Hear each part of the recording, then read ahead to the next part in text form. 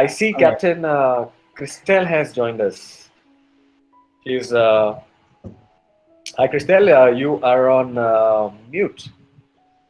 So before she unmutes herself, I must tell you who she is. She's also been flying for a long time. I won't tell you how many years because we don't tell the age of ladies. So if I give you the experience of us, it might give you a clue. So I won't tell you that.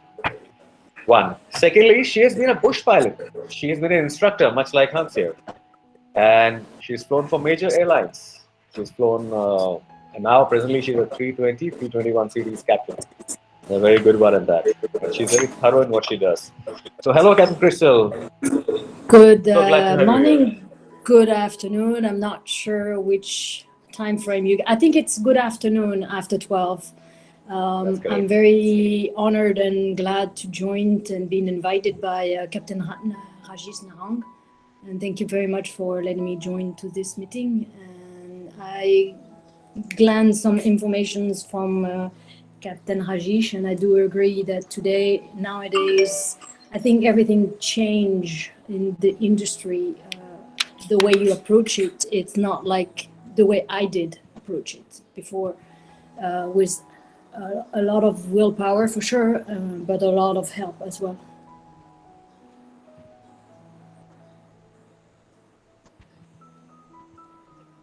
Great. Captain Crystal, tell us something about yourself, how you started, and just give us a talk. How did I start the adventure of the aviation is I got the virus when I was 17 in Africa, and then very quickly, briefly, I will go through it. I started class in the small club in Africa, and that's just when I realized that I loved to fly and be in the air, and the passion started there. And I convinced my dad to send me to the US. At that time, I was 18. I became a private pilot 8 months later, an instructor 21 years old, and I was a TPL at 26 years old. And then I went back to Africa. This is actually where I am. I grew up. I'm originally, obviously, French due to the accent. But yeah, I grew up in Africa, and I just went back there to find a job, and I couldn't find a job. So I start some real estate job because I had to live on something. And then war came, and I had to leave the Ivory Coast because the white people were chased away. And then I went back to the aviation in Europe this time. So I did the European ADPA license. To make it simple, I'm not sure what's your background in the aviation. So Rajesh, can you tell me ATPL, is it the terms that people are familiar with? Yeah. These are university students. They have not yet started their flying training as such, but I'm sure it has come up a few times, the ATP license. All right. So basically, I assimilate ATPL license as the third store house. First store is private, second store is the commercial pilot license, and the third store is ATPL. That's the GLAR. That's what we all look for because it's the key to work in the aviation. So I went for the European license, and then I went back to Africa, and that's when I became a bush pilot because there was no job around. In France, I had no chance to get a job. So I went to Africa, and I flew on a G1, which is a very, very old aircraft. Actually, nothing was working except the engines. And then I became a pilot of Fokker 28, and then I joined the national airlines. Finally, that was like after many, many years, and I became a pilot. I did my type rated on the Fokker 28 and then 321, the family, 320 family. And then that company bankrupt. And then when I went to Senegal. We all went to Senegal airline. When I say we, is my ex-colleague from the Ivory Coast. So we joined Senegal airline, and they bankrupt. But I didn't wait for the bankruptcy. I applied everywhere around the planet. I went to Qatar, Emirates, and Etihad, and I knocked on the door. Etihad hired me, and then you know about Etihad had many financial issue, and they had to let me go, as well as a lot of colleagues. So we were 2005 in 2018, and they are 800 today. And then I had the very big chance to meet Captain Rajesh and another colleague of us, Captain Vinu. Yeah, and that's the Sri Lankan Airlines, and up to today, they let us go as well, all the expats. So that's about it. That's my life, professionally. What is the toughest that you have found about first becoming a pilot? What was the toughest challenge? Each and every stage has a stiffest point. It was obviously for me the English barrier. When I was a student in Texas, especially in Texas, they had a very heavy accent, so I was struggling with that. And then for the rest, it's common sense. Use common sense and be passionate with what you do, and you'll do just fine. And of course, you need to study and work and dedicate yourself into learning by heart items. But no, for me, it was more like the language barrier that I had to go. Yeah, and then it went. Okay, and how about on flights? What do you find the most challenging? The part where you're flying daytime and the next shift is night shift, nighttime, and then you have to handle your body, fatigue, how do we call that? It's a gestion de la fatigue. Fatigue handle. Yeah, I think it's more like a physical part of it, because nowadays, companies are very demanding in terms of roster. They are using you as much as they will. I mean, they can, and they go push to the limit of the aviation limit, actually. So it's more like the fatigue. You have to be very strict with yourself and your body. You have medical every 6 months or a year, depending on the country. Physical exercise is a must. The way you feed yourself, you have to be careful. It's more like you are treating yourself as a racing car, if I may use that. Captain, I have a question for you. Sure.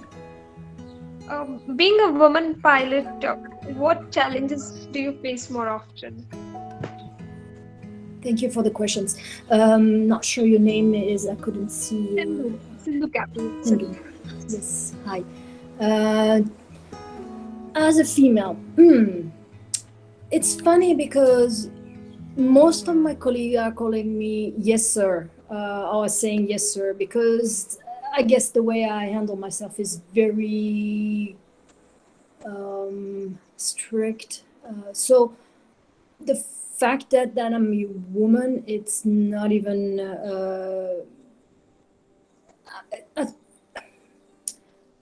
I went to Saudi Arabia. Of course, when you do the walk around, you will have look, because my hair is out and I don't have anything that's covering my uniform. So yes, I will have looks.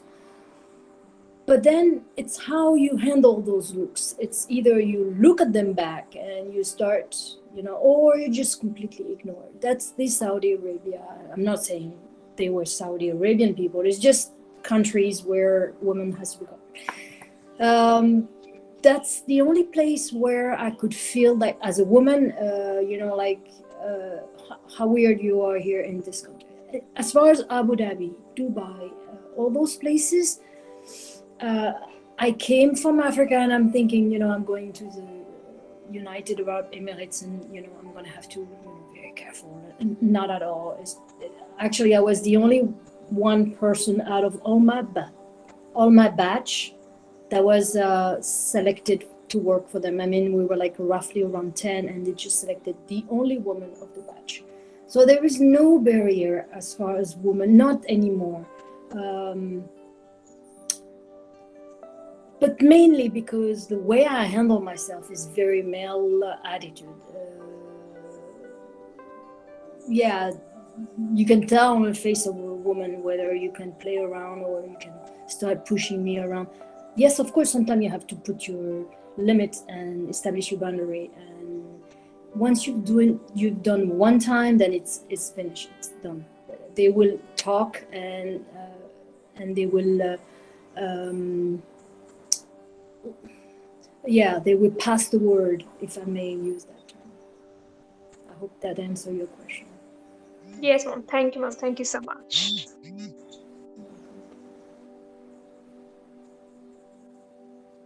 Hello, ma'am. And I forgot to mention, I'm very petite. I'm tiny in terms of, so I'm very much like an Indian woman in terms of physical, like small, petite, and so I don't even have the physique of 101 meter and 80 to say like I'm coming and I don't weigh 100 kilos, and so I have physical not on my side as well. So it's more like attitude. Yes. Sorry. Yes, ma'am. Hello, ma'am. Myself, Saran Raj. Ma'am. I have a query for you, to you, ma'am. Like, it is visible that you have went through many challenges, many difficulties on getting through a proper pilot job. Like, what apart from your passion, what made you run for it, ma'am? Because nowadays we have seen that many of the student pilots are being discontinued from the flying training school, stating that it is very difficult to study or it is very difficult to finish the training. But after your training, you struggled so many years that even after getting 2 or 3 jobs, you had to get out of the airlines and finally you found a very proper job. What made you go through? Okay. I must say one thing for you, all of you online students. The journey is fantastic. When I became a captain, I was like, that's it, I'm done. Of course, there is always like Captain Nahang, you can become an instructor and all that. But for a pilot to become a captain on an airline is what you work for all your career. For the minute of your first minute on the aircraft is to become a captain with a 4-bar. Almost you want to tattoo those 4 bars when you become. So, but what I may say from the question you asked, all this very, you would say difficult, I say challenge. That's what makes the fun of it. Achieving the 4 bars with no fight defeat the purpose. Enjoy the journey, enjoy each check ride, type rated. It's the beauty of the aviation. It's to learn and remember, every time you go on a flight, you will learn something. And the minute you stop learning, that's when you start degrading yourself. To answer, I believe the question was, sorry, I got off track. What the most difficult thing that I had to go through? Is that the question? Did I understood correctly, Captain Hajish? Yes, ma'am. Like Yeah. I could feel it. I don't consider it to be so basically what you want to know is what will be hard in your training. Nothing will be hard because you are dedicated and you will work hard. And if you fall, you just stand up again right away. Do not wait. You stand up again and you move forward, and it will happen. That's my answer. Because yeah, of course, a viewer, like when you arrive, it's a radial and ADF is like what this instructor is talking about. It's like in a three-dimensional aircraft. And yes, of course, when you start the IFR, it's difficult. I mean, instrument rating, it's difficult. Every time you learn something, it's difficult. But that's the beauty of it. It's learning. You learn a new sport. The fun of it is to learn. Once you get it, there's like, oof, done with it. What's next? And it's always what's next. And it's happened with your life as well. In your life, okay, married, what's next? Children, one thing. So I'm sorry. So let's get back to the aviation, please. Thank you so much, ma'am. You're welcome. Guys, if you remember, all the aviators, engineers, all of them, I call them all aviators because they are aviators. The common theme from Captain Omar right up to Captain Christel has been dedication. And another thing that when I asked her what was difficult in airline flying, she said managing the time, resting, because it is hard for the body. So Joshua had asked this question, and I will just repeat it again. To maintain a higher level of fitness, as you embark on this journey, even if you're an engineer, you need to be fit. You're working in harsh conditions. You're working outdoors. You're working with your hands at times. You need strength in your arms, and the shifts are long. They're hard at times. So yeah, maintain a high degree of fitness, dedication, and what she said, wonderful journey. It's fantastic the word she used. And I agree with her. And what she talks about the 4 bars on the shoulder, I think they get engraved. But the first time you wear it, it gets engraved.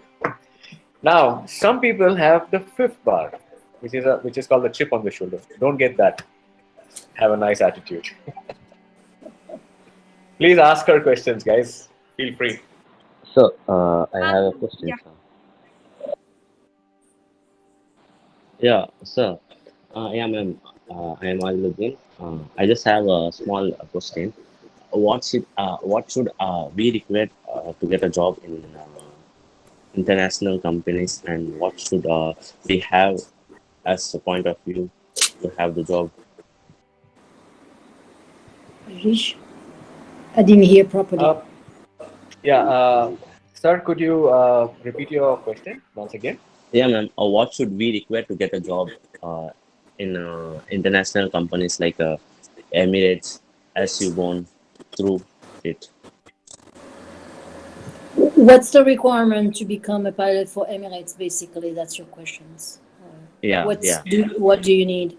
Stay home. Stay in your hub, in your country. The journey is not worth it. You will not earn a lot more money. Of course, you will learn. You will earn a big package, and they will take everything from you.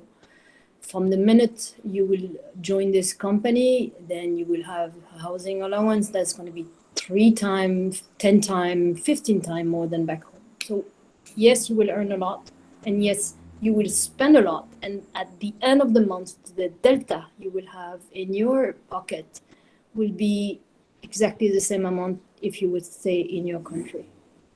I learned it from my experience by staying in Etihad.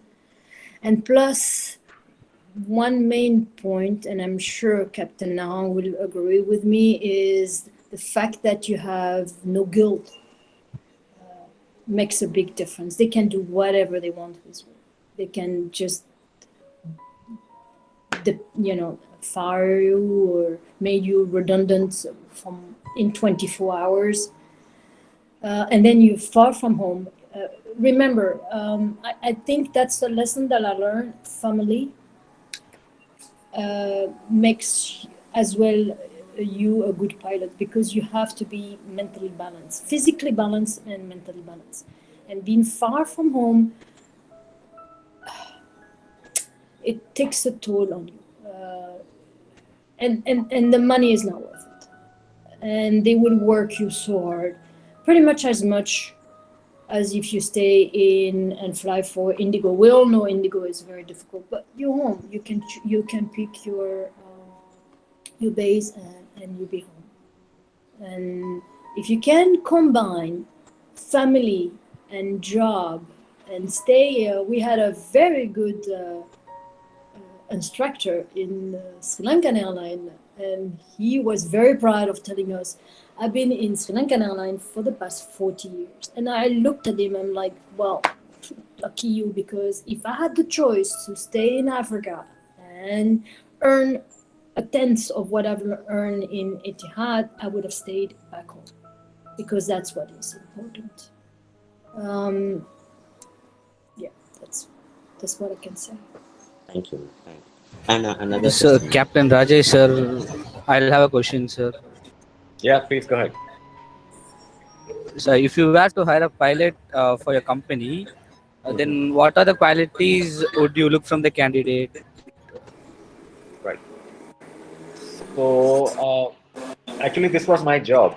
I have hired about 300 to 400 pilots for Jet Airways in the past, and and then I had to train them. So, and then I had to make sure I had the trainers to train them. So that was my job. So, the first thing is attitude, right? The correct attitude, because I know if I was to ask you technical questions, yeah, everybody is the same. They can all answer the question. But a person with the correct attitude gets hired first, right? By attitude, by correct attitude, what do I mean? Isn't it? We all know what an attitude is. We all know when somebody walks into a room with a bad attitude, right? So this attitude should be that this person is capable, trainable, and will we enjoy flying with him, right? And if he doesn't know something, will he accept the training, right? And you'll be surprised as so many people do not accept the training. They go through the training, they pass the training, but they don't accept it. What separates is attitude. So, and guys, this is the time to have a positive attitude, a great attitude. It starts from here. You just can't switch it on 5 minutes before an interview. We can read it. The moment you walk into the door, you sit down. It shows. And yes, one more thing I must tell you, that you must be confident. You must show that you're confident. Because if you show that, everybody is scared. We know that. We understand that. You walk into a room, there's 3-4 guys staring at you, looking at you, checking your paperwork, asking you questions. So we know that you are scared. But if you can show that confidence between all that, so you get hired first. And confidence stands on what? Hard work, preparation, health and fitness, definitely, discipline, and great attitude. I hope that answers your question.